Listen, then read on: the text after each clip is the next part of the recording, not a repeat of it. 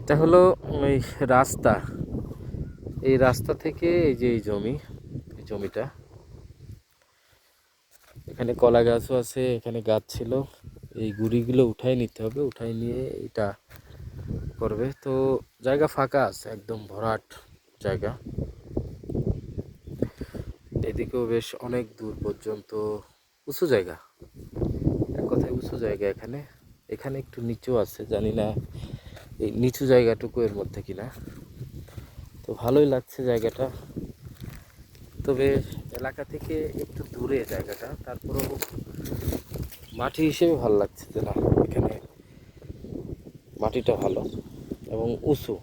এরকম জায়গা আসলে প্রয়োজন যে কোনো প্রজেক্টের জন্য। তো দেখলাম এদিকে কলা গাছ বরজ সবই আছে, তার মানে এখানে কিন্তু পানি উঠে না। একটা দিকই হলো পানি উঠে না, তবে একটা সমস্যা হয়তো আছে, এইদিকে গাছ আছে। এই গাছগুলোতে ছায়া আসে কিনা এটাই দেখতে হবে। আজকে প্রথম আসলে জমি দেখতে আসলাম।